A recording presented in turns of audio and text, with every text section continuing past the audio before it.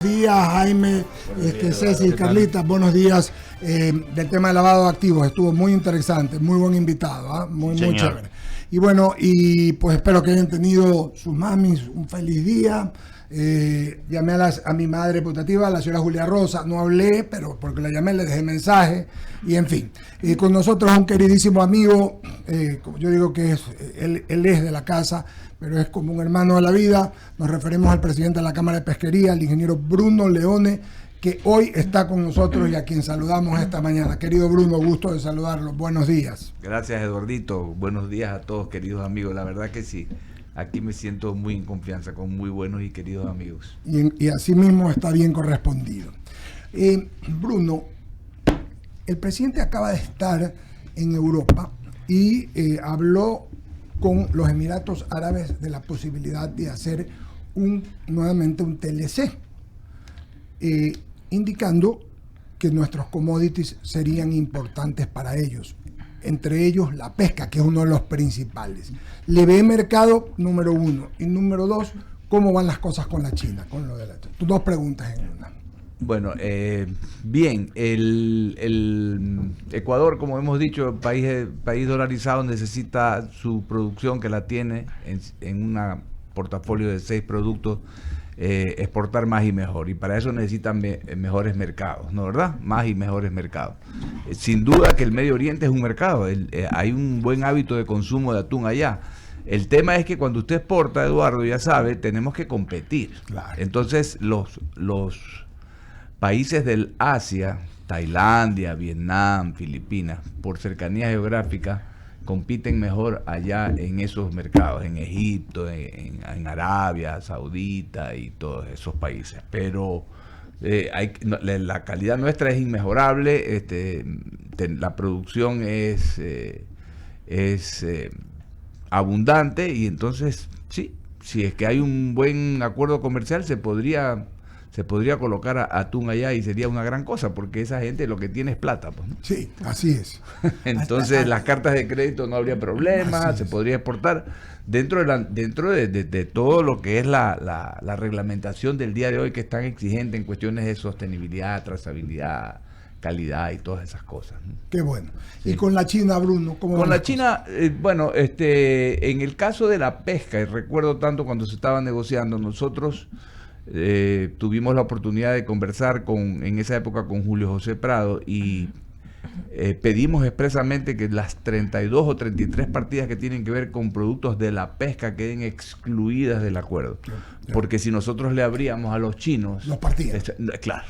Entonces, ellos lo entendieron y dijeron no había problema. En cambio, ellos sí le dieron al Ecuador apertura total, por ejemplo, para el camarón. 60% de las exportaciones de camarón del Ecuador van a la China. Entonces eso ha sido muy bueno para los camaroneros. Y ahí va el acuerdo. ¿Y cómo ve el que va a haber con Canadá? ¿Lo ve interesante para claro la pesca? Que sí. Con Canadá ya está terminado el memorándum técnico, ya falta, pues, digamos, la parte de las aprobaciones de los congresos y ese tipo de cosas. Sería excelente, porque Canadá es un país que también tiene un buen consumo de atún, y geográficamente pues está en la órbita nuestra, ¿no? Entonces podría también ser un aporte importante para nuestros mercados.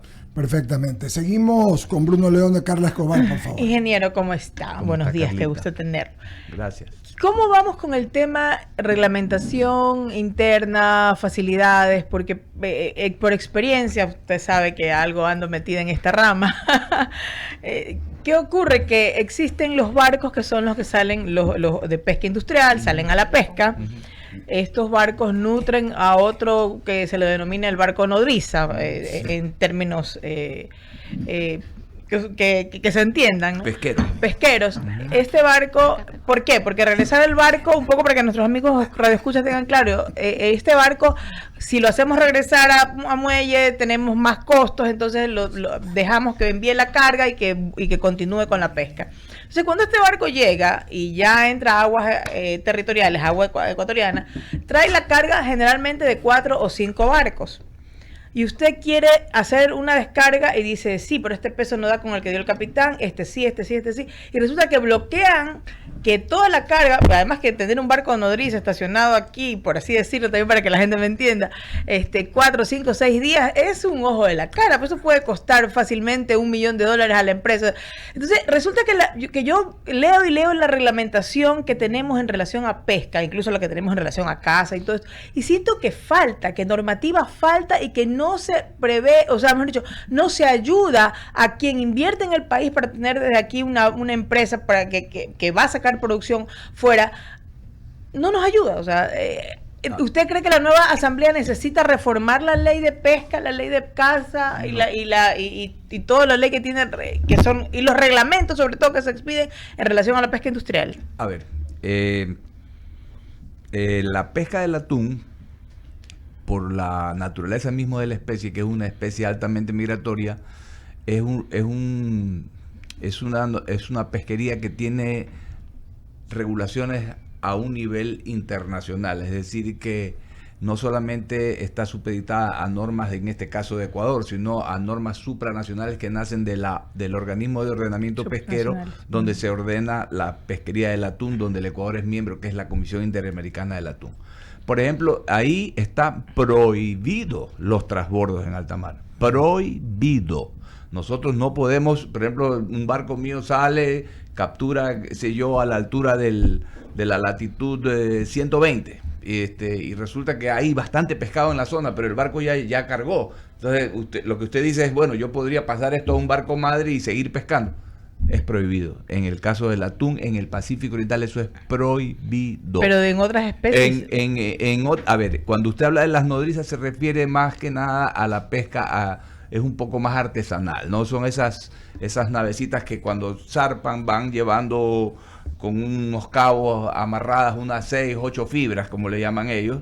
Entonces salen, se van a otras latitudes cercanas a la zona económica exclusiva de Galápagos, allá las sueltan, ¿verdad? Con unos palangres capturan y las van pasando a este barco madre, que tiene, en algunos casos no tienen sistemas de frío, solamente hielo.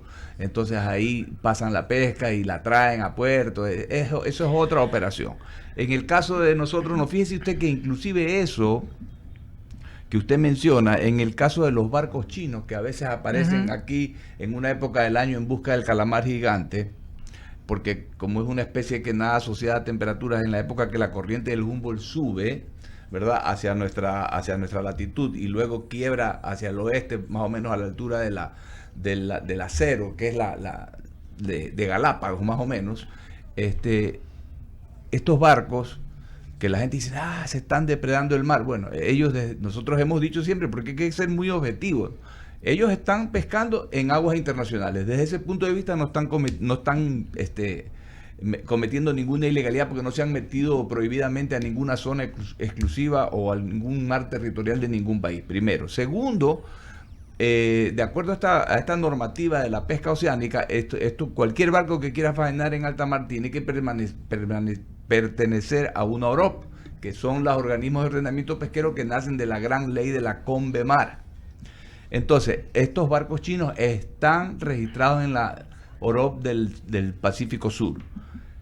Ecuador también es miembro de esa OROP. ¿Y qué hemos dicho nosotros en esa OROP como medida de ordenamiento? Que se prohíba el transbordo en alta mar de esos barcos, porque una actividad pesquera de 400 barcos al mismo tiempo en un área relativamente pequeña definitivamente que causa un desbalance. Entonces nosotros decimos, perfecto, que pesquen, pero que no transborden, sino que una vez que llenan, que se regresen a China a dejar su calamar. Bueno, obviamente la flota china no ha aceptado eso. Y la otra cosa que hemos pedido es que tenga observador a bordo. Entonces, esas dos medidas están por tomarse en algún momento. Pero en el caso de la pesca del atún, no lo hacemos. En teoría, internamente el observador debería estar, pero no está. Le doy paso a Jaime Velázquez. No hay medida para eso. Claro, en ese caso, claro. Nosotros sí tenemos observadores en el 100% de los viajes. Es obligación ahí. Qué bueno. Bruno, ¿qué tal? Buenos días. La verdad es que escuchándote con mucha atención lo que señalas, y se habla mucho de China, pero yo quería preguntarte la posición del gobierno de Estados Unidos con respecto a los aranceles. cómo afecta a la pesca en sí, porque obviamente, más allá de nuestras relaciones como país, sí tenemos ciertas restricciones en un momento dado, porque los aranceles sí nos pegan. Aunque el atún sí llega a Estados Unidos, el atún ecuatoriano. ¿Cómo ven ese tema y cómo les afecta a ustedes? Gracias por esa pregunta. Cuando recién salió el presidente Trump hace unas semanas a dar sus primeras declaraciones en relación a la nueva política arancelaria, parecía como que eso nos iba a beneficiar. Porque, ¿qué es lo que pasaba? Ecuador, sin tener acuerdo comercial con el Perú, nos dieron un tratamiento de como que si hubiéramos sido un país con acuerdo comercial. Es decir, el nuevo cero, la nueva línea de cero pasó a ser 10%. Igual que Colombia, igual que Perú, que tenían acuerdos comerciales. O sea, desde ese punto de vista, nos trataron mejor.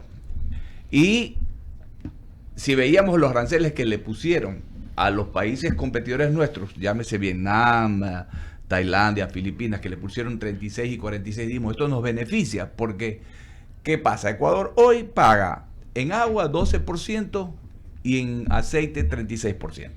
Con el nuevo cero de 10 pasábamos lo que era 12 a 22 y lo que era 36 a 46. Pero los asiáticos pasaron al valor que pagaban más 46. Entonces parecía que nos beneficiaba, pero inmediatamente, era de esperarse, todos los países se movilizaron a Washington a expresar su deseo de entrar en una negociación, porque a eso fue el llamado del presidente Trump. Queremos negociar, queremos reciprocidad.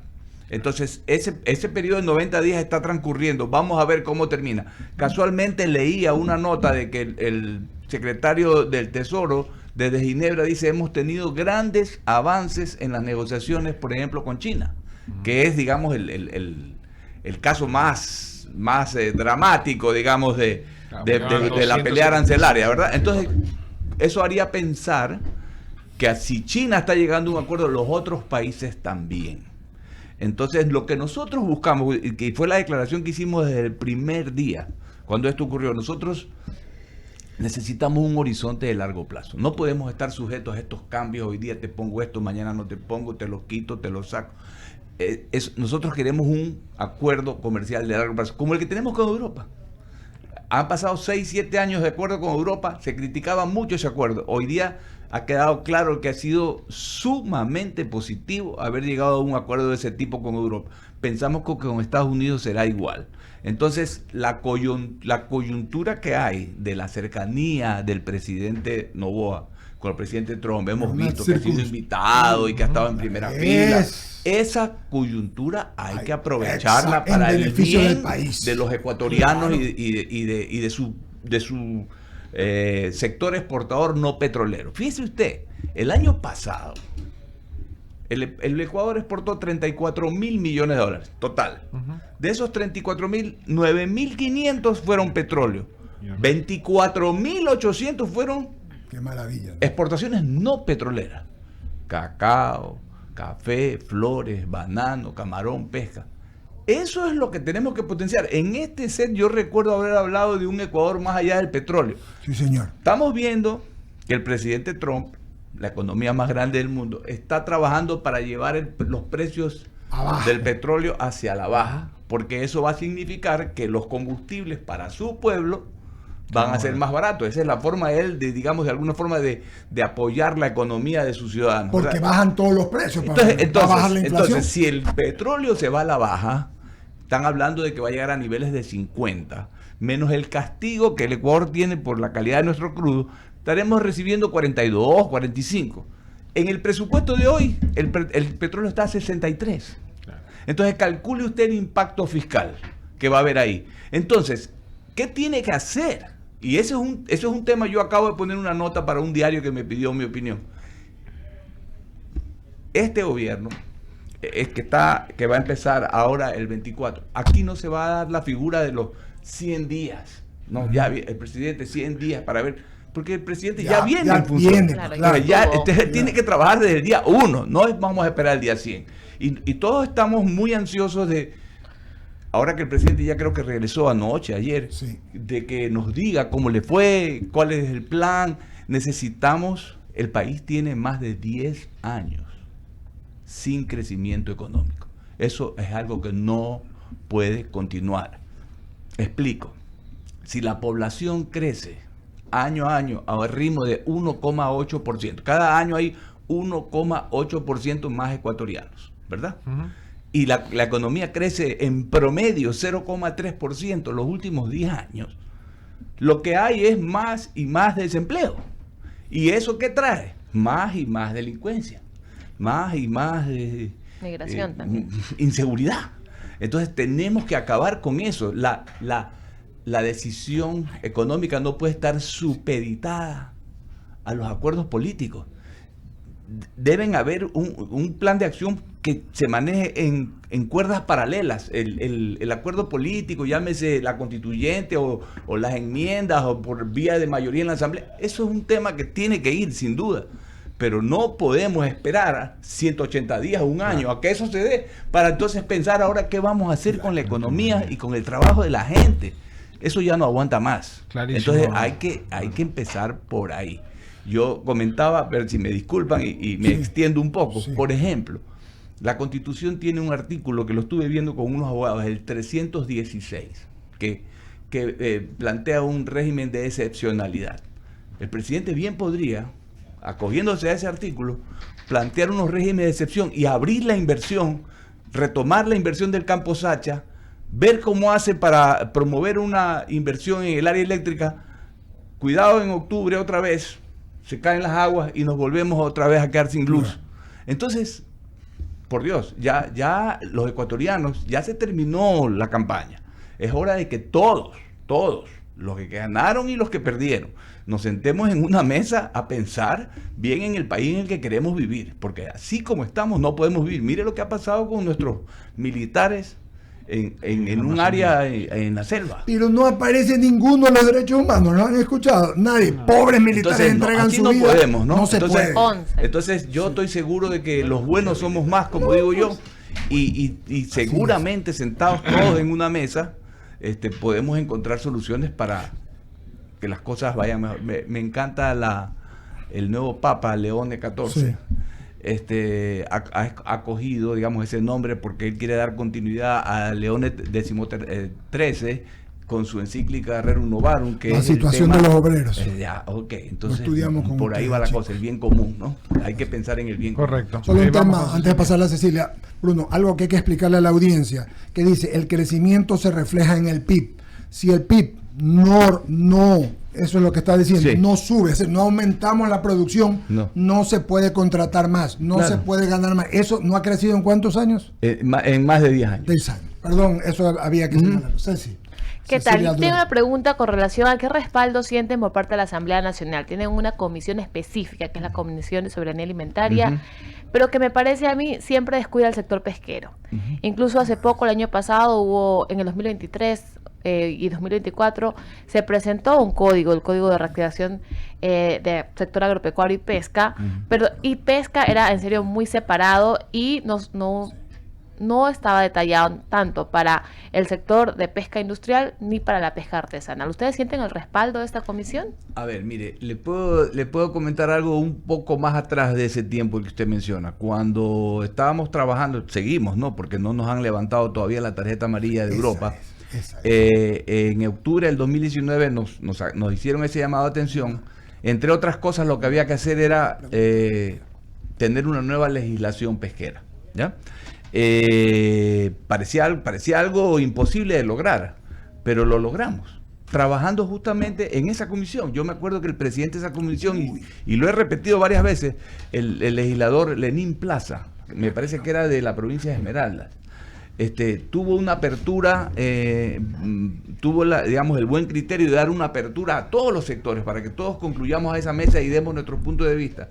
¿El resultado cuál fue? Que sacamos una ley en un tiempo bastante rápido, aprobada por unanimidad en la Asamblea, cosa que no es fácil pues en la Asamblea del Ecuador, claro, ¿no? Tener la sacamos a una aprobación con unanimidad. Entonces yo creo que si las cosas se plantean correctamente y la discusión es así, digamos, abierta y con buenas intenciones como debe ser, siempre habrán resultados positivos. Correcto. Ramiro. Bruno, qué gusto saludarte. Gracias, igualmente. Una cosa que a mí siempre me preocupa es el tema de la maraña normativa que tienen estas cosas. Y resulta que, siempre repito esta frase de Quino, no quiero que me quieras, con que no me jodas es suficiente. No. Y yo creo que mucho de la industria camaronera y pesquera no ha crecido por el impulso del gobierno, sino porque han evitado muchos joderles el negocio, ¿ya? Y en esta línea de pensamiento, ¿cómo está la maraña documental de todo lo que tienen que generar? Y que yo creo que eso no necesita ninguna reforma, sino una actitud de gobierno de querer simplificar las cosas. A ver, en los tiempos de hoy, suficiente estrés tenemos, ¿verdad? Con tener que salir a la calle y saber evitar así que nos asalten, que nos roben. Entonces, suficiente estrés tenemos como para encima después ir a una dependencia pública, cualquiera que ésta sea, hacer un trámite y todavía tener que soportar lo que tenemos que soportar todos los ecuatorianos todos los días. En el caso de la pesca y la acuacultura, mire, nosotros tenemos una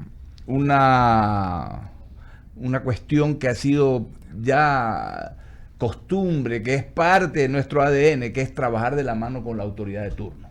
Son años de esto, años, desde que yo empecé en este negocio allá por los años 90 del siglo pasado. Siempre nos hemos organizado para trabajar de la mano con la autoridad de turno, y eso nos ha dado la oportunidad de poder siempre dar el consejo oportuno, dar el soporte oportuno, dar la institucionalidad que se requiere, porque en las reuniones internacionales nos pasó en algún tiempo en que cada reunión íbamos con una autoridad diferente, pero nosotros siempre estábamos ahí para hacer que los compromisos se vayan cumpliendo. Entonces, por ejemplo, cuando nos sacan la tarjeta amarilla y nos obligan a mejorar los procesos de los controles de la trazabilidad del producto, entre las cosas que hicimos, Ramiro, fue crear o ayudar a la creación de una plataforma electrónica que se llama el SIAP, Sistema Integrado de Acuacultura y Pesca, en donde los 116 procesos más o menos de la pesca para la importación, exportación, comercialización, etcétera, están totalmente automatizados, cero papeles, en línea, utilizando la tecnología del blockchain para evitar, digamos, que alguien manipule o falsifique algún documento. Eso está funcionando y está funcionando bastante bien. Sin duda que hay cosas que hay que arreglar, que hay que mejorar, pero yo le diría que estamos bastante bien en ese sentido.